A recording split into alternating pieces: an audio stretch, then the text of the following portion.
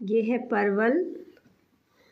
और ये परवल बहुत फ़ायदेमंद है हमारी स्किन के लिए, हमारे कोलेस्ट्रॉल के लिए और कॉन्स्टिपेशन के लिए, और तमाम ऐसी बीमारियां जो डायबिटीज़ वालों को ज़्यादा सताती हैं, कमज़ोरी आना, अचानक से चक्कर आ जाना, तो ये सब्ज़ी जो परवल है वो डायबिटीज़ पेशेंट के लिए बहुत ही गुणकारी है, बहुत फ़ायदेमंद है।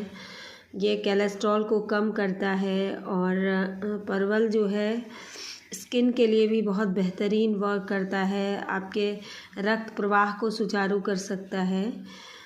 इसका बस एक ही है कम धार्मिक कारण, जिस तिथि में इसको नहीं खाना चाहिए परवल को। हमारे शास्त्रों में ये वर्णित है कि तृतीया तिथि को परवल नहीं खाना चाहिए, क्योंकि इससे शत्रुओं में वृद्धि होती है। और ये बिहार, उड़ीसा, आसाम, लगभग हर जगह ये प्राप्त है। तो इसीलिए इसको जैसे भी बनाएं। और गर्मियों में तो परवल का जो पेठा बनता है वो खोआ भरा हुआ रहता है उसमें, इसको घर पे भी बनाना बहुत आसान है। तो वो भी बहुत स्वाद के साथ साथ बहुत गुणकारी होता है। इसकी तासीर ना ठंडी होती है बहुत ज़्यादा, ना ही बहुत गर्म होती है, इसलिए इसको किसी भी मौसम में खा सकते हैं। और एक ये मिथ है कि इसको खाने से वात का प्रकोप बढ़ता है, ऐसा कुछ भी नहीं है। क्योंकि वात जो है वो वायु दोष होने से वो बीमारी होती है, जबकि इसको खाने से कॉन्स्टिपेशन नहीं होता है। तो फिर वायु शरीर में बनने का कोई चांस ही नहीं बनता। इसीलिए परवल खाएं और स्वस्थ रहें। खास करके डायबिटीज़ पेशेंट के लिए ये सब्ज़ी और ककौड़े का सब्ज़ी बहुत ही गुणकारी है। भोजपुरी में इसे परोरा भी कहते हैं और हिंदी में परवल, और अलग अलग स्टेट में अलग अलग इसके नाम हैं। तो आज से जो परवल नहीं खाते हैं वो परवल खाना शुरू कर दें। धन्यवाद। ये परवल मैंने धो लिए हैं और ऑलरेडी इसके मैंने ये बीज और गूदे मैंने निकाल लिए हैं पीसने के लिए। और अब ये देखिए, ये कुद्रुम है। ये टेस्ट में खट्टा स्वाद होता है इसका, और कुद्रुम को धनिया पत्ते की चटनी में मिला के पीसते हैं, और इसका खट्टापन जो है वो बहुत ही स्वादिष्ट होता है। ये अमचूर से डिफरेंट है।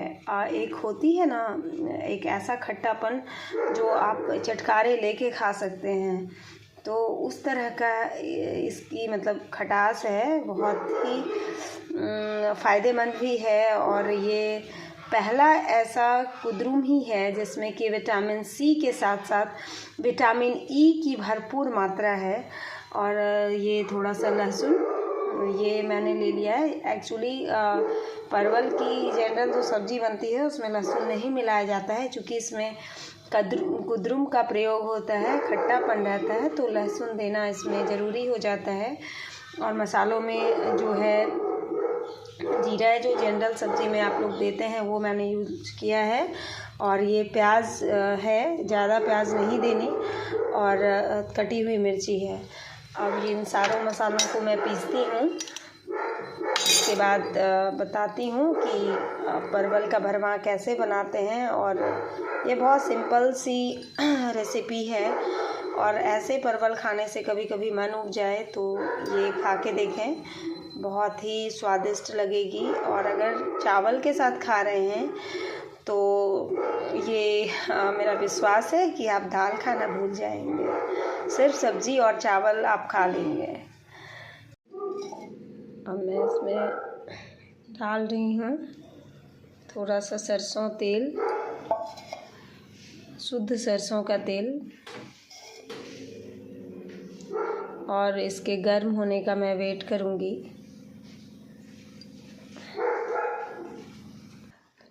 ये ऑलरेडी अब गर्म हो चुका है, और इसमें मैं थोड़ा सा जीरा और ये कटा हुआ प्याज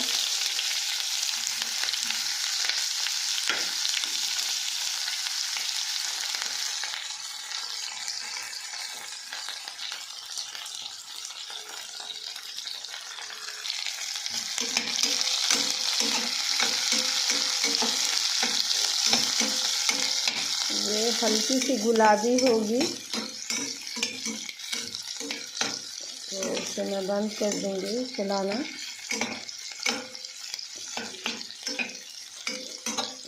प्याज जब भूनता है तो इसकी बड़ी प्यारी खुशबू आती है जीरे के साथ।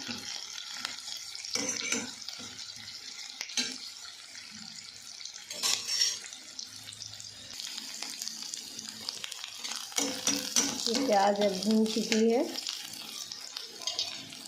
तो आँच को कम कर देंगे और ये सारे मसाले इसमें ऐड ऑन हो जाएंगे।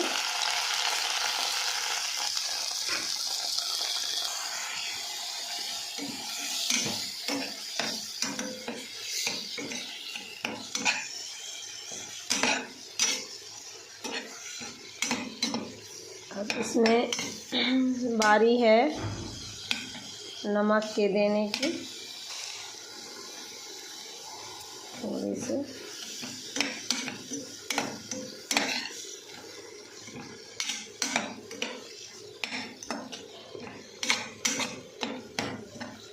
मसालों को बहुत ज़्यादा नहीं भूनना है।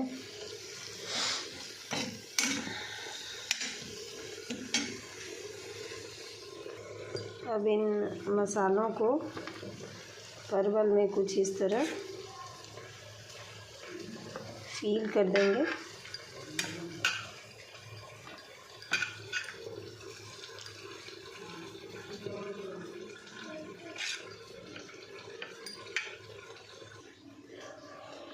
इस तरह से ये सारे भर के तैयार हो चुके हैं। नहीं तो है सोयाबीन भी है, इस परवल को पकाना है।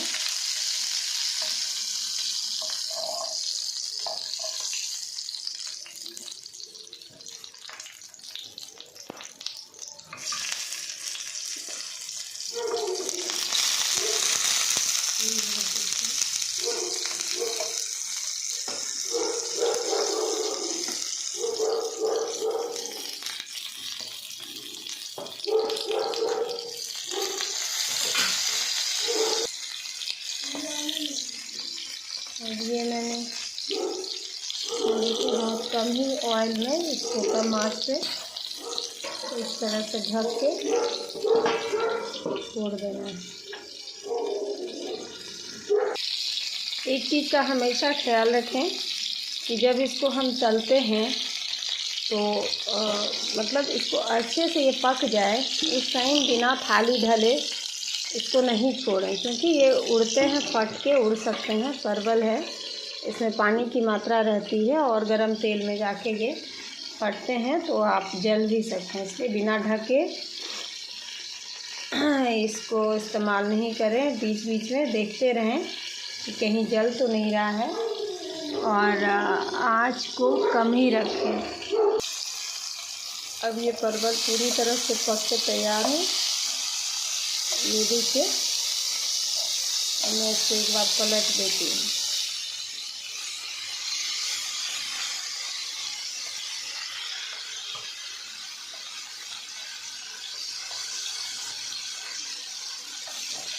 दिखने में भी बड़ा खूबसूरत लग रहा है।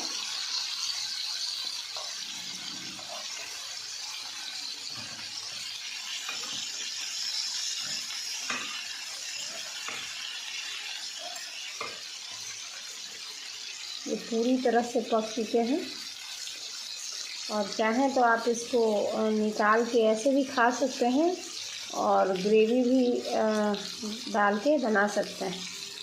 मैंने इसकी ग्रेवी बना ली है पहले ही, जो अब मैं इसमें मिक्स कर दूंगी। इसकी ग्रेवी तैयार है। ये थोड़ा सा दही, ये हमारा परवल का भरवा ग्रेवी के साथ रेडी है और बहुत ही अच्छी खुशबू आ रही है। अब आप इसे किसी भी चीज़ के साथ, रोटी, पराठा या चावल के साथ खा सकते हैं।